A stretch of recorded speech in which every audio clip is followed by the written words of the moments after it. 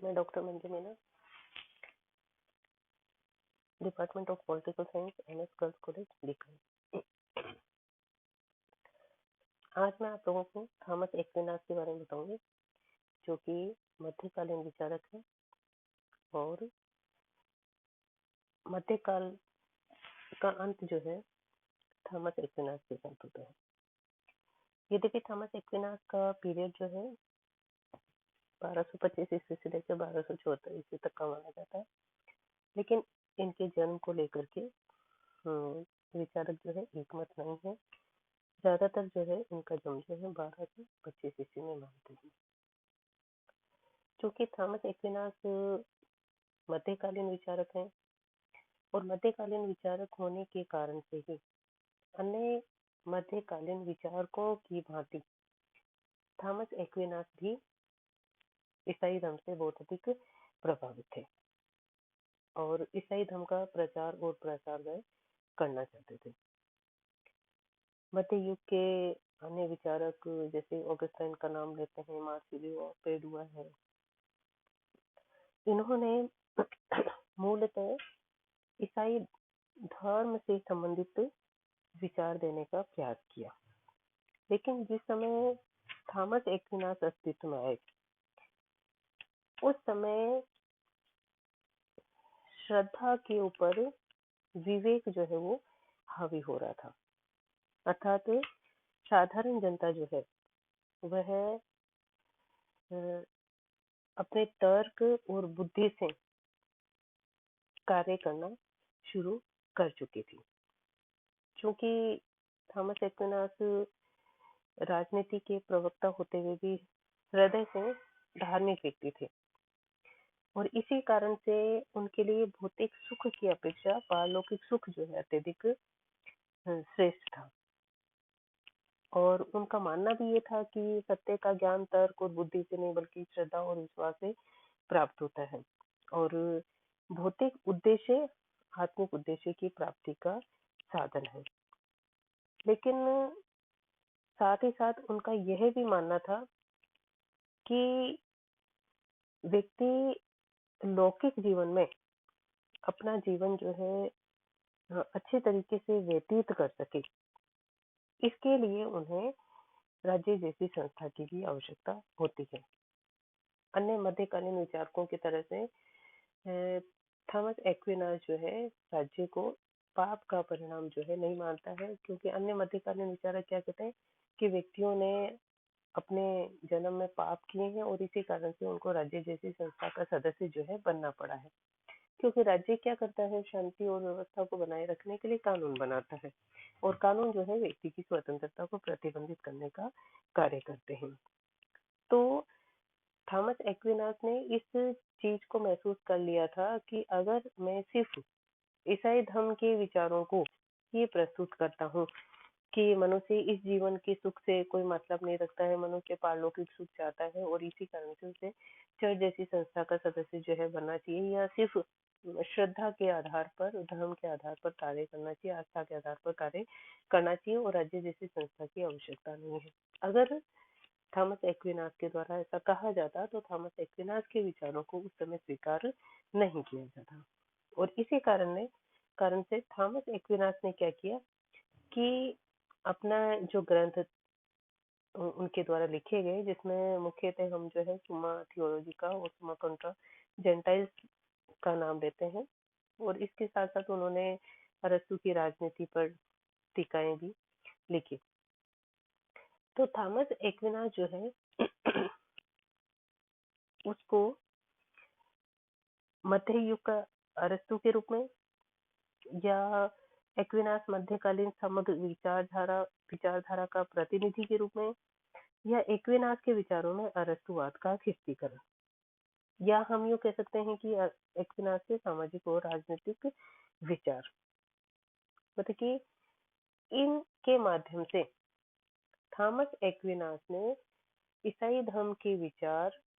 और अरस्तु के विचारों को मिला करके उस सामान्य जनता के सामने रखने का प्रयास किया, और जिसका परिणाम क्या हुआ कि अरस्तु के विचार तीसरी और चौथी शताब्दी ईसा पूर्व के जो विचारक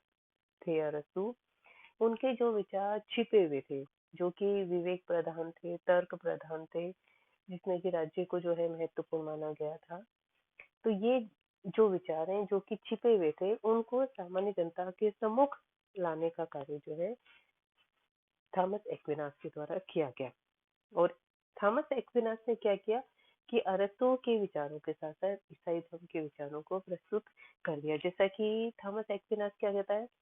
कि राज्य की संस्था आवश्यक है, मतलब कि राज्य जो है व्यक्ति के लिए आवश्यक है। राज्य के बिना व्यक्ति अपनी आवश्यकताओं की पूर्ति नहीं कर सकता। लेकिन इस लोक से ऊपर भी एक और सुख होता है, जिसको कि हम पारलौकिक सुख कहते हैं, और उस पारलौकिक सुख को प्राप्त करवाने में चर्च जो है वो सहायता प्रदान करता है, अर्थात ईसाई धर्म जो है वो सहायता प्रदान करता है। अर्थात जो इमारतें बनी, इमारत की जो चार दीवारी बनी वो अरस्तु के विचार से, और जो उसका गुम्बद जो बना या कंगूरा जो बना वह ईसाइयत के विचारों का। अर्थात उन्होंने सर्वोपरियता जो है ईसाई धर्म को प्रदान करने का प्रयास किया, जो कि उनका मेन उद्देश्य था। उनका मेन उद्देश्य ये था कि ईसाई धर्म को सर्वोच्चता प्रदान कर, क्योंकि थॉमस एक्विनास जो है ईसाई धर्म का प्रबल समर्थक था। ईसाई धर्म का प्रचार और प्रसार करना ही उनका प्रमुख उद्देश्य था, और इसी कारण से वो चाहते थे कि ईसाई धर्म को अधिक से अधिक फैलाने का प्रयास किया जाए। और उस समय की जो परिस्थितियां थी, उन परिस्थितियों को ध्यान में रखते हुए उन्होंने अरस्तु के विचारों के साथ में अपने ईसाई धर्म के विचारों को प्रस्तुत करने का प्रयास किया, और इसके माध्यम से उन्होंने अपने विचार जो है वो प्रस्तुत किए। तो उनका मेन जो पॉइंट है वह है राज्य और चर्च पर एक्विनास के विचार, क्योंकि मध्य काल में राज्य और चर्च के जो संबंध थे बहुत अधिक खराब थे। राजा जो है अपने आप को सर्वोपरि जो है सिद्ध करता था, और चर्च जो है वो अपने आप को सर्वोपरि जो है सिद्ध करने का प्रयास कर रही थी, क्योंकि मध्य युग में तो पूरी तरह से धर्म का आवरण था,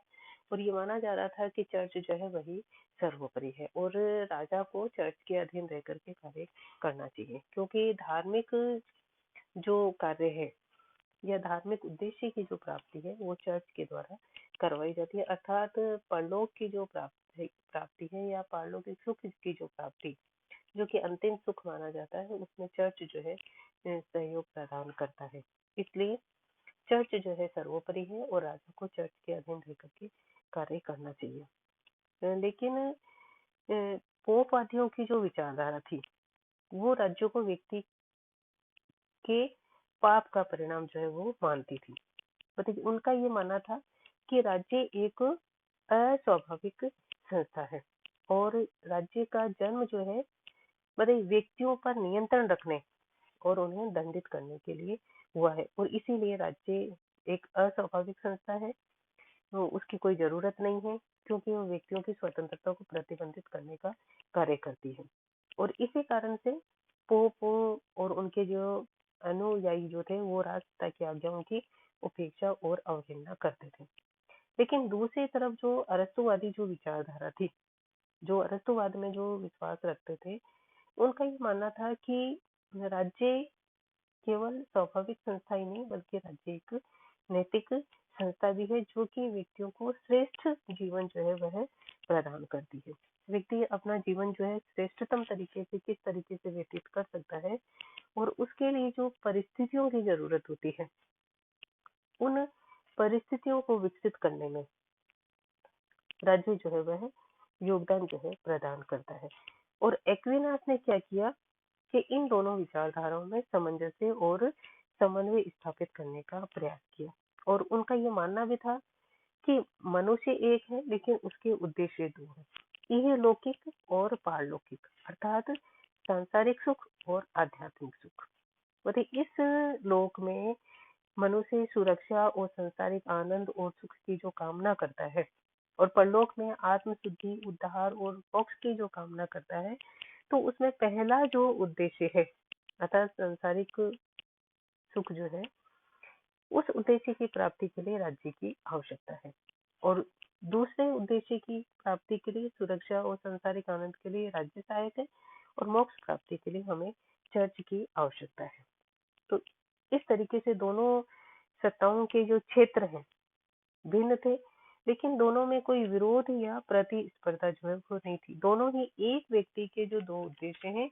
उन दो उद्देश्यों की पूर्ति में सहयोग जो है वो प्रदान करते हैं, और दोनों के अंतिम उद्देश्य जो है वो समान है कि व्यक्ति को हम किस तरीके से नैतिक दृष्टि से श्रेष्ठ, सद्गुणी और पुण्यमय जो है वो बना सकते हैं। और एक्विनास की जो धारणा है, तो उसमें वो राज्य का उद्देश्य ही नहीं बल्कि राज्य का ये कर्तव्य भी मानता है कि वो ऐसी परिस्थितियां उत्पन्न करे कि व्यक्ति अपने सद्गुणों का विकास जो है वह कर सके। दूसरी ओर एक्विनास ये भी कहता है कि चर्च जानता है कि अच्छा जीवन क्या है, मतलब कि देवी कानून, पवित्र परंपराओं और निरंतर जो अंतर प्रेरणाओं और द्वारा स्रोतों के आधार पर जो है जानता है। तो उसमें ये जानता है कि चर्च जो है वो ये जानता है कि अच्छा जीवन जो है क्या होता है, और इसी कारण से थॉमस एक्विनास ये कहता है कि राज्य व्यक्तियों के पाप का परिणाम नहीं है, यह एक स्वाभाविक संस्था है, और इसी कारण से इसकी भी व्यक्तियों को आवश्यकता है। और इसी कारण से हम ये बार बार कह रहे हैं कि एक्विनास अपने दर्शन की समन्वयवादी प्रवृत्ति के अनुरूप ही राज्य और चर्च के संबंधों में भी समन्वयवादी रहा है, और उन दोनों के मध्य उसने समन्वय जो है स्थापित करने का प्रयास किया है। और इसीलिए कार्लाइल जो विचारक है वो ये लिखते भी हैं कि एक्विनास की साधारण और परिपक्व राय यह है कि लौकिक मामलों में पोप की सत्ता प्रत्यक्ष होने के स्थान पर अप्रत्यक्ष, और चर्च की सर्वमान्य आध्यात्मिक सत्ता को वेद सर्वोच्चता में परिवर्तित नहीं करता। तो थॉमस एक्विनास ने जिस तरीके से चर्च और राज्य के मध्य समन्वय स्थापित करने की कोशिश की, प्रयास किया, उसी तरीके से उसने सामाजिक और राजनीतिक जो विचार है उनमें भी समन्वय स्थापित करने की के प्रयास जो है वो किए। और इसी कारण से हम थॉमस एक्विनास को मध्य युग के अरस्तु के रूप में, या महान समन्वयकारी विचारधारा के विचारक के रूप में, या हम ये कहें अरस्तु के कृष्टीकरण के रूप में हम इनको मान करके चलते हैं। नेक्स्ट क्लास में अपने इनके जो अन्य जो विचार हैं उनको लेंगे।